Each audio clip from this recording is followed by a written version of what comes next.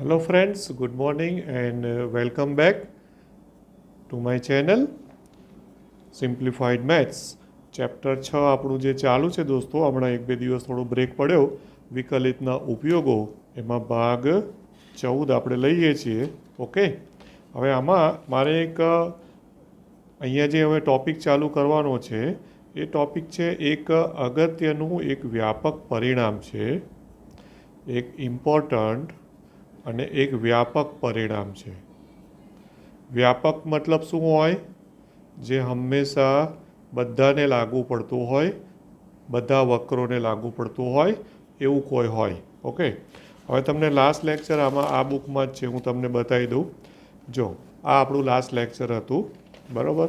હવે એમાં તમે કઈ વસ્તુ ભણેલા હતા કે મહત્તમ મૂલ્ય ક્યારે પ્રાપ્ત કરે, બરાબર, એટલે એની વ્યાખ્યા મહત્તમ મૂલ્યની અને ન્યૂનતમ મૂલ્યની યાદ છે ને. આ એફ ઓફ સી મહત્તમ છે, આ એફ ઓફ સી ન્યૂનતમ છે.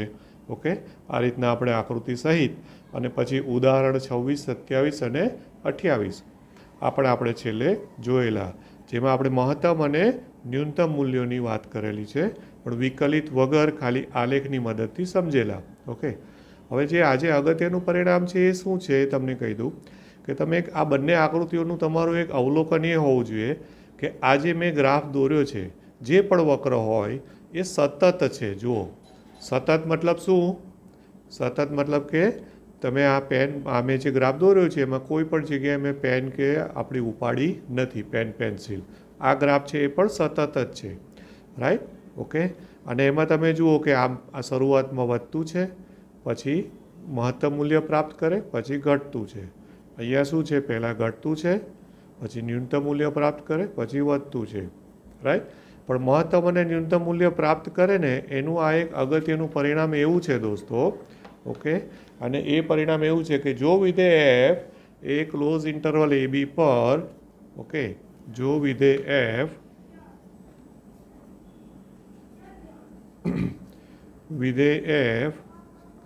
એ ક્લોઝ ઇન્ટરવલ એ બી પર સતત હોય, હમણાં મેં આકૃતિ બતાવીને, સતત મતલબ કે હાથ ઉપાડ્યા વગર, પેન ઉપાડ્યા વગર તમે ગ્રાફ દોરી શકો, તો સતત હોય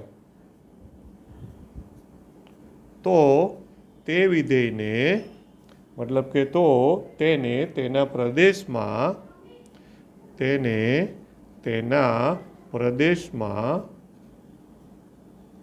મહત્તમ કે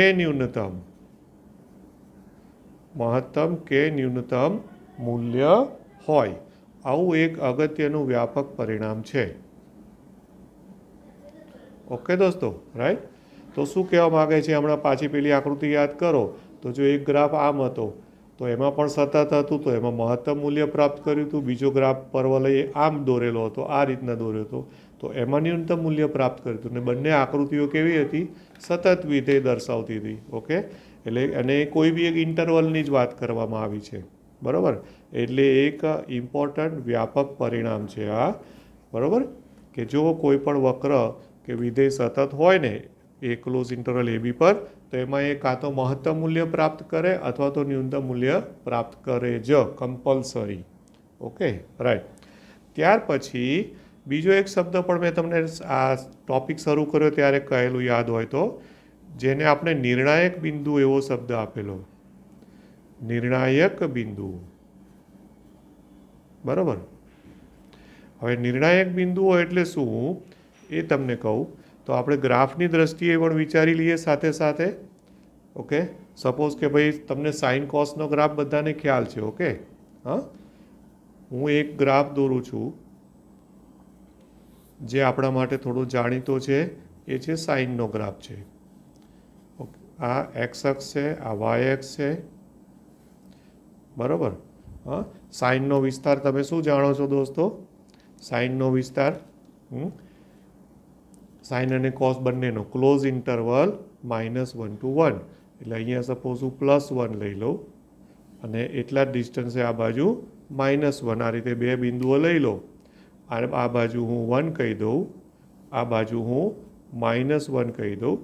તો હવે આપણો જે ગ્રાફ છે એ ગ્રાફ આ બે સમક્ષિતિજ જે મેં ડોટેડ લાઇન ડ્રો કરી એ બેની વચ્ચે જ આવે. આવું તમે ત્રિકોણમિતિમાં ભણ્યા છો. ઓકે દોસ્તો, રાઈટ. હવે જે મારે ગ્રાફ દોરવાનો છે, સપોઝ કે હું સાઇનનો ગ્રાફ દોરું છું, તો તમને ખબર છે કે સાઇન 0નું મૂલ્ય 0 છે, બરાબર. સાઇન π/2નું મૂલ્ય 1 છે. એટલે ગ્રાફ છે ને આ આખો તરંગ આકારનો ગ્રાફ જશે. અહીંથી આમ જશે, પછી અહીંયાથી આમ આવશે, બરાબર. પછી અહીંથી આમ જશે. આ રીતના ગ્રાફ જવાનો છે. પછી અહીંયાથી પાછો ઉપર જશે અને આમ આ રીતના થશે. ઓકે. આ બાજુ પણ ડાઉનવર્ડ્સ, નીચેની બાજુ પણ અહીંયાથી એ ગ્રાફ આ જેવી લાઈન આવે ને એટલે ત્યાંથી એ પાછો વળી જાય, પછી ઉપર જાય.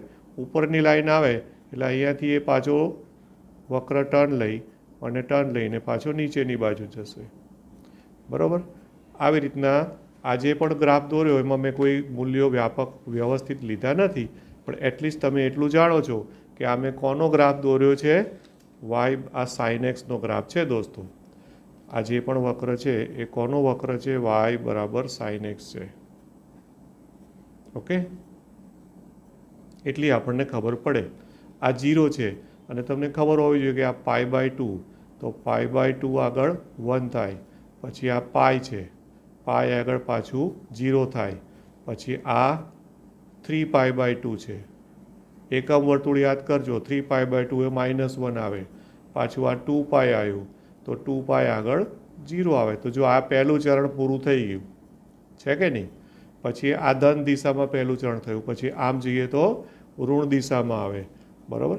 હવે અહીંયા 0 છે એ તમારે યાદ રાખવાનું. તો પણ આમ એન્ટી ક્લોકની બદલે આ એન્ટી ક્લોક એટલે ધન દિશામાં ક્લોકવાઇઝ એકમ વર્તુળ પર ફરશો તો આ બિંદુ છે એ -π/2 આવશે. ઓકે, આ -π/2 છે એટલે -1 આવે ને મૂલ્ય. પછી આ -π,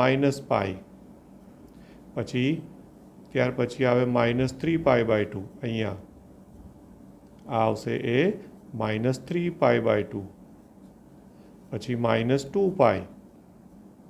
ઓકે, આવો કોઈ ગ્રાફ જો અત્યારે ટેક્સ્ટબુકમાં તમને દેખાશે નહીં દોસ્તો. ટેક્સ્ટબુકમાં એ લોકોએ આવો જ વક્ર લઈને દોર્યું છે, પણ હું જે શું કરું છું, એક સાથે તમારે બે વસ્તુ, જે આપણે પેલું નિર્ણાયક બિંદુઓની વાત કરવી છે, અને સાથે સાથે વધતું ઘટતું પ્લસ સાઇન કોસનો ગ્રાફ છે 11મા ધોરણનું, એ પણ પાછું તમારે રિફ્રેશ થઈ જાય, રિવાઇઝ થઈ જાય, એ પર્પઝથી મેં આ સાઇનનો ગ્રાફ લીધો છે. ઓકે, હવે તમે જુઓ, તમારું અવલોકન શું કહે છે કે આ -π/2 થી શરૂ કરો તમે. આ બધી જગ્યાએ હું છે ને આમ ઊભી લંબ રેખા પેલા દોરી નાખું, આપણે લંબ દોરી નાખું આ રીતે દરેક બિંદુ ઉપર. ઓકે, તો હવે તમારું અવલોકન શું કહે છે ખબર છે કે જો આ બિંદુ છે, આ π/2, અહીંયા આ વિધેય છે, આ વક્ર એ કેવું કિંમત પ્રાપ્ત કરે છે? મહત્તમ છે કે નહીં? સપોઝ આને હું એ નામ આપી દઉં, તો એ આગળ મહત્તમ છે. પાછું આ બી નામ આપું તો બી આગળ જુઓ કે ન્યૂનતમ છે. પછી પાછું આને સી નામ આપું તો સી આગળ મહત્તમ છે. કંઈ બી નામ આપી શકો. આને ડી નામ આપું તો ડી આગળ પાછું ન્યૂનતમ છે. ફરી પાછું આને ઈ નામ આપું તો આ ઈ આગળ પાછું મહત્તમ મૂલ્ય પ્રાપ્ત કરે છે, બરાબર કે નહીં? ઓકે, તો આ બધા જ મેં બિંદુઓ જે બતાવ્યા ને A, B, C, D, E, એ બધા જ બિંદુઓને નિર્ણાયક બિંદુઓ કહેવાય છે દોસ્તો. A, B, C, D, E આ ઉપરના આલેખમાં એ નિર્ણાયક બિંદુઓ છે. આવું કઈ રીતે મેં કીધું? કારણ કે એ એવો બિંદુઓ છે, બરાબર, કે જ્યાં આગળ કાં તો વિધેય છે એ મહત્તમ મૂલ્ય પ્રાપ્ત કરે છે અથવા તો ન્યૂનતમ મૂલ્ય પ્રાપ્ત કરે છે, બરાબર. તો ઉપરના આલેખમાં જે પણ બિંદુઓ છે, બિંદુઓ A, B, C, D, E વગેરે બધા, બરાબર, એને નિર્ણાયક બિંદુઓ કહેવાય. ઓકે, નિર્ણાયક બિંદુઓ મતલબ કે એ બિંદુ તમને ડિસિઝન આપે છે કે ભાઈ એ બિંદુ આગળ કાં તો મહત્તમ મૂલ્ય પ્રાપ્ત કરે છે અથવા તો ન્યૂનતમ મૂલ્ય પ્રાપ્ત કરે છે, બરાબર કે નહીં? ઓકે, ખ્યાલ આવ્યો ને? અચ્છા, બીજી એક વસ્તુ સાથે સાથે તમને કહી દઉં કે તમે એક વસ્તુ એ પણ માર્ક કરજો. એ એકચ્યુઅલી હજુ આના પછીના પેલા ટોપિકમાં આવશે, બરાબર? કે અહીંયા ડીથી એ સુધી તમે ઓબ્ઝર્વ કરો તો અહીંયા ડી આગળ કયું મૂલ્ય છે? ન્યૂનતમ મૂલ્ય છે, મિનિમમ છે કે નહીં? પછી ડીથી તમે એ તરફ જશો તો વક્ર જુઓ તો વક્ર કેવો છે? વધતું વિધેય છે, બરાબર? ઓકે, હવે એ વધતું જેવું એ ઉપર આવે છે, રાઈટ? એટલે એને નિર્ણાયક બિંદુ શું કામ કહ્યું? કારણ કે ત્યાં સુધી એ વધ્યું અને ત્યાર પછી એ ઘટવાનું સ્ટાર્ટ થયું, બરાબર કે નહીં? ઓકે, હા, આઈ થિંક એના માટે ઇંગ્લિશમાં કંઈક બીજો શબ્દ છે પણ અત્યારે યાદ નથી આવતું, પણ કંઈક ટર્મિનલ પોઈન્ટ કે એવું કંઈક નામ આપેલું છે. ટર્મિનલ મતલબ શું? કે જ્યાંથી ત્યાં એ પાછું વળે એટલે એને ટર્મિનલ એવું કંઈક છે. અત્યારે મને એ શબ્દ યાદ નથી આવતો ઇંગ્લિશનો, પણ ટૂંકમાં અહીંયાથી એ પાછું ઘટવાનું શરૂ થાય છે કે નહીં? તો આમ જુઓ તો આ ઘટે છે, રાઈટ? ફરી પાછું બી નિર્ણાયક બિંદુ આવ્યું. એટલે નિર્ણાયક બિંદુ એટલે ત્યાંથી એ છે ને એનો પથ બદલે છે. પથ બદલે છે એટલે વધતું હોય તો ઘટતું થઈ જાય છે અને ઘટતું હોય તો વધતું થઈ જાય છે. સમજ પડે છે આટલી? આમાં કોઈ ડાઉટ ના હોવો જોઈએ, હા તમારે, બરાબર કે નહીં? એટલે તમે એક વસ્તુ જોઈ શકો છો કે હું અહીંયા પેનથી લખી દઉં કે આ ડીથી એમાં એ વધતું વિધેય છે, વધતું છે આમ, બરાબર કે નહીં? પછી એથી બી જુઓ, એથી બી તો એમાં ઘટતું છે કે નહીં? આ રીતે, રાઈટ? ફરી પાછું તમે બીથી સીમાં જાઓ તો ફરી પાછું વધતું છે ને? Okay, right? એ જ રીતે તમે ઈથી ડી આવો, ઈથી ડી તો એમાં પાછું ઘટતું છે. મતલબ આ તો અનંત રીતે ચાલ્યા કરવાનો, આનો કોઈ અંત નથી ગ્રાફનો, બરાબર કે નહીં? સાઈડનો આ ઘટતું છે. ઓકે, તો આ રીતે જે વધતું ઘટતું છે એ પણ આની સાથે જ સંકળાયેલું છે, મહત્તમ ન્યૂનતમની સાથે જ. તમે જુઓ કે આટલા ઇન્ટરવલમાં વધે છે, પછી મહત્તમ મૂલ્ય પ્રાપ્ત કરે છે, પછી એ ઘટવાનું સ્ટાર્ટ થાય છે એટલે પછી ઘટતું વિધેય છે, ન્યૂનતમ મૂલ્ય પ્રાપ્ત કરે છે, પાછું વધે છે કે નહીં? બરાબર ને? ઓકે, હવે બીજી એક વસ્તુ પણ સાથે સાથે તમને કહી દઉં કે આ બિંદુ છે A B C D E F જે પણ હોય એ બધા આગળ તમે સ્પર્શક વિચારો તો સ્પર્શક, ઓકે, તો આ એકચ્યુઅલી આજે મેં અત્યારે પિંક સ્કેચ પેનથી લાઇન ડ્રો કરી છે એ તો મેં વિસ્તાર માટે ડ્રો કરી છે, પણ એકચ્યુઅલમાં સ્પર્શક બી એ જ થવાનો ને? એ બિંદુ આગળનો આ સ્પર્શક થવાનો કે નહીં?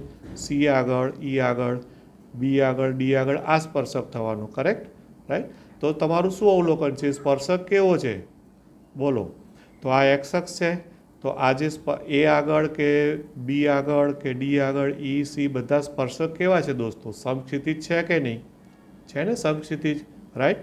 તો એ બી સી ડી આગળ સ્પર્શકોના ઢાળ શું થાય?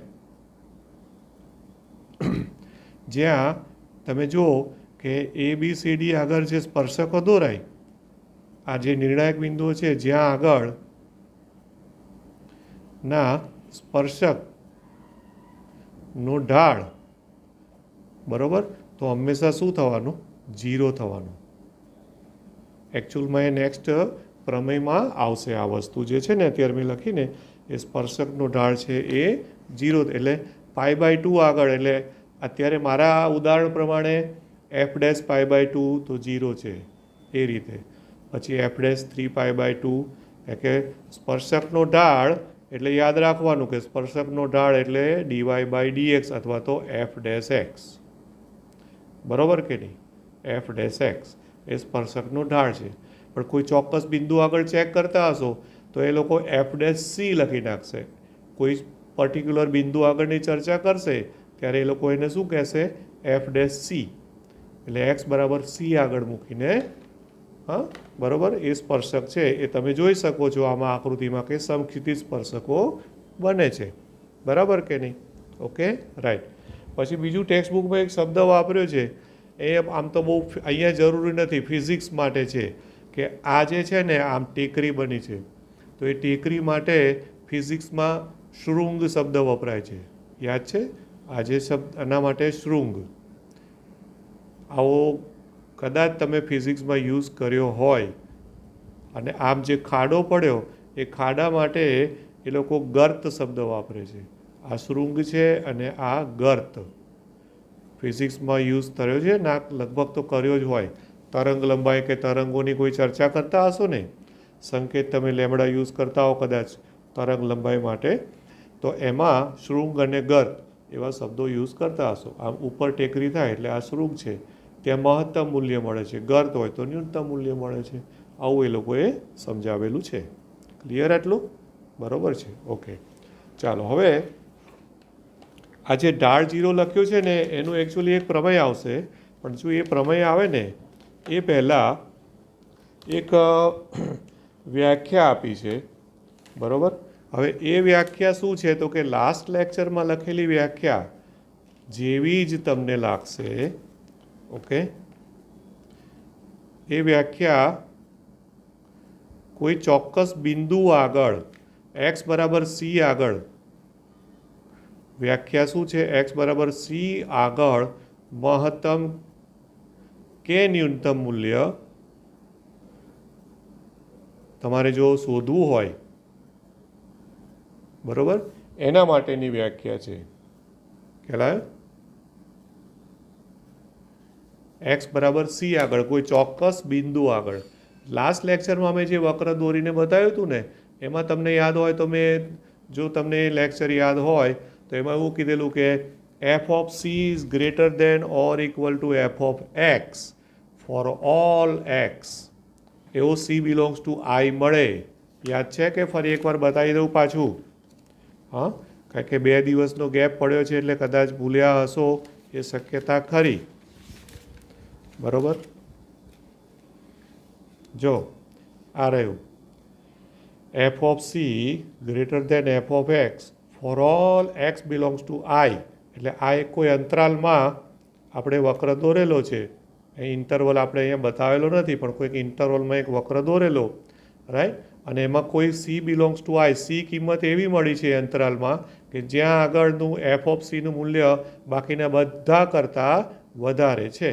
તો આપણે એવું કીધું કે f એ આઈમાં મહત્તમ મૂલ્ય ધરાવે છે. અને એ જ રીતે ન્યૂનતમ માટે વાત કરેલી, અને એમાં f of c less than or equal to fx કરેલું, એટલે આ સૌથી નાનું છે. આ પણ લાસ્ટ ટાઈમ વાત કરેલી. બરાબર છે? ઓકે, હવે એ જ વસ્તુ પાછી તમને અહીંયા દેખાશે, પણ હવે છે ને કોઈ ચોક્કસ બિંદુ આગળ. પહેલાંમાં શું હતું? આખા ઇન્ટરવલની વાત હતી. હવે ઇન્ટરવલની બદલે કોઈ એક ચોક્કસ બિંદુ આગળની વાત કરશે એ લોકો, દોસ્તો. ઓકે, કે ભાઈ ધારો કે જો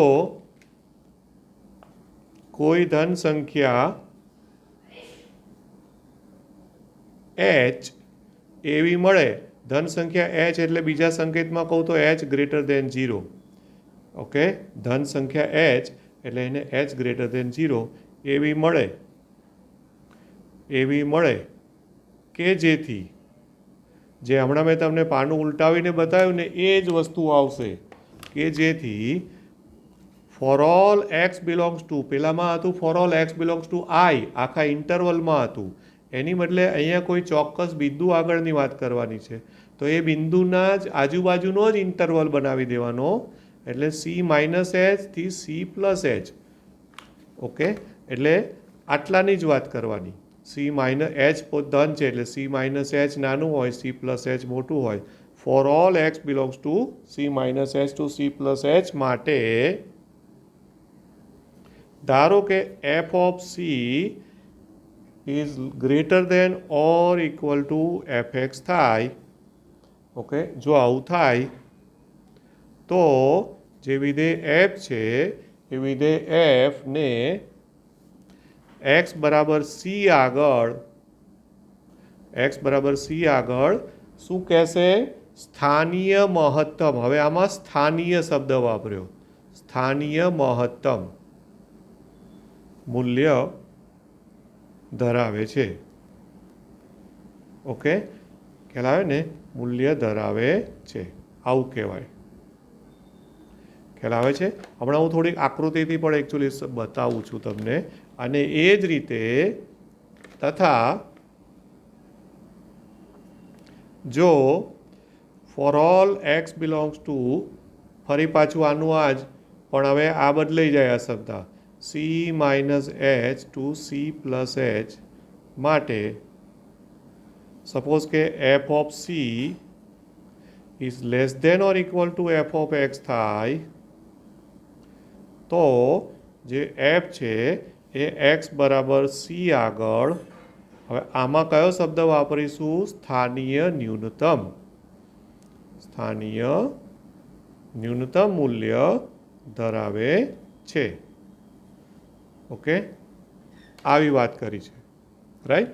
તો હવે ખાલી આમાં જુઓ કે હું તમને બતાવું, આકૃતિથી બતાવું, બે અલગ અલગ બતાવું છું, ન્યૂનતમ મહત્તમ બંને. Okay, right.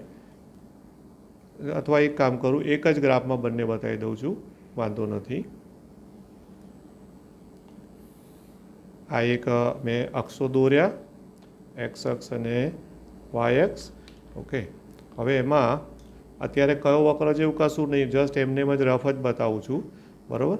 પણ હવે એમાં તમારે શું છે કે ઇન્ટરવલ આવો લેવાનો, C minus H to C plus H, એટલે કોઈ એક ચોક્કસ બિંદુ મેં સી અહીંયા વિચાર્યું હોય ને, બરાબર, તો હું જે પણ ગ્રાફ દોરું ને એ ગ્રાફમાં ધ્યાન આપજો કે એ ગ્રાફ જે છે ને એ ગ્રાફને હું આ રીતે દોરી રહ્યો છું અત્યારે. હું ધ્યાન આપજો ખાસ, આટલો મેં ગ્રાફ દોર્યો, સમજી લો. એમાં અહીંયા કોઈ વચ્ચે સી બિંદુ છે, ઓકે, અને માની લો કે આ ઇન્ટરવલ આ બાજુ જે છે ને એ સી માઇનસ એચ છે, આ બાજુ છે એ સી પ્લસ એચ છે, બરાબર. ઓકે, હવે આની અંદર આ જે ઇન્ટરવલ છે કહેવાય ને, હવે એ ઇન્ટરવલમાં તમે જુઓ કે અત્યારે મારી જે આકૃતિ છે એમાં એકચ્યુઅલી સી અહીંયા નહીં લેવાય. મારે કરેક્શન આપવું પડશે તમને, 1 મિનિટ. આ બિંદુ આગળ જ મારે સી લેવું પડશે. સોરી, પહેલાં હું મહત્તમનું બતાવી દઉં છું. આને સી ગણી લેજો.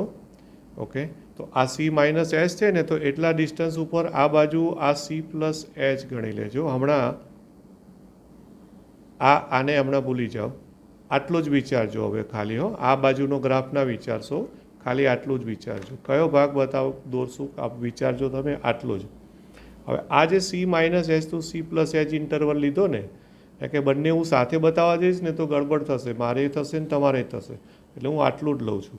તો હવે આમાં તમે જુઓ કે આનું પાલન થાય છે. આનું શું છે કે આટલા ઇન્ટરવલમાં F of C greater than or equal to F of X છે, બરાબર ને કે નહીં? Okay, right.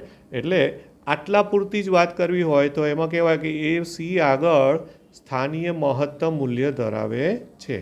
ખાલી આટલા પૂરતું જો. એમાં કદાચ એવું પણ પોસિબલ બને દોસ્તો કે આજે મેં આ ગ્રાફ દોર્યો છે ને, એ ગ્રાફ આજે મેં દોર્યો છે ને એ કદાચ પોસિબલ છે કે એ ગ્રાફ આમ બી જતો હોય. જોજો, આમે જતો હોય, એટલે આ વચ્ચેની લાઈન હમણાં ભૂલી જાઓ, માની લો કે આ નથી. તો હવે એકચ્યુઅલી આ આખું વિચારો તો આ બિંદુ મહત્તમ નથી, મહત્તમ આ રહ્યું અહીંયા છે. પણ મેં ખાલી કયો ભાગ વિચારવાનું કીધું? આટલો જ interval C minus H to C plus H, ખાલી આટલું જ વિચારો. તો એમાં એટલા માટે એને લોકલ શબ્દ વાપર્યો છે, સ્થાનીય મહત્તમ, લોકલ, બરાબર.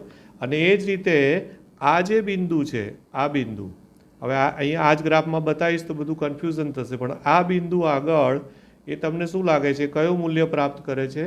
ન્યૂનતમ. પણ હવે એમાં પણ શું આને સી ગણવું પડે, પછી એની આજુબાજુ C minus H C plus H દોરવા પડે, આ જ રીતે જે આ દોર્યા એ જ રીતે. ઓકે, હા. અને એટલા પૂરતું જ એ ન્યૂનતમ મૂલ્ય પ્રાપ્ત કરે છે એવું કહેવાય. કારણ કે શક્ય છે કે આ ગ્રાફ જે નીચે જાય છે ને એ ગ્રાફ નીચે જતા જતા અહીંયાથી આમ હજુ આના કરતાં પણ નીચે જતો હોય, આવું પણ શક્ય છે. ઓકે, આ જે ગ્રાફ નીચે જઈ રહ્યો છે ને તો શક્ય છે કે એ ગ્રાફ નીચે જતાં જતાં આમ બી જઈ શકતો હોય. તો મતલબ કે આ ખરેખર ન્યૂનતમ નથી, ન્યૂનતમ આ છે. પણ મારે એ વખતે ખાલી આટલું જ વિચારવાનું હોય, આટલું જે મેં બાકીને બધી આકૃતિ ઉપર હાથ મૂકી દીધો. એટલે જેટલો ભાગ હવે તમને દેખાય છે એટલું જે પિંક કર્વ છે, વક્ર, એમાં ન્યૂનતમ મૂલ્ય કયું એટલું જ તમારે વિચારવાનું. એટલે કોઈ પર્ટિક્યુલર બિંદુ આગળની જ વાત કરવાની છે. એટલે ખાલી સી આગળ તો સ્થાનીય ન્યૂનતમ મૂલ્ય છે. એટલા માટે એ વખતે કયો શબ્દ વાપરશે એ લોકો દોસ્તો? સ્થાનીય ન્યૂનતમ આવો શબ્દ વાપરશે. ઓકે, બરાબર કે નહીં? રાઈટ. તો આજના લેક્ચરમાં હવે થોડુંક બાકી છે, પણ I think A next time આપણે રાખીશું, કારણ કે પ્રથમ વિકલિત કસોટી પણ એની સાથે જ જોડાયેલું છે. એટલે પ્રથમ વિકલિત કસોટી અને દ્વિતીય વિકલિત કસોટી જે છે એ નેક્સ્ટ લેક્ચરમાં હું રાખું છું. અહીંયા સુધીનું એકવાર ફરીવાર થોડું વ્યવસ્થિત સરસ રીતે જોઈ જજો. Okay, thank you very much. Have a nice day.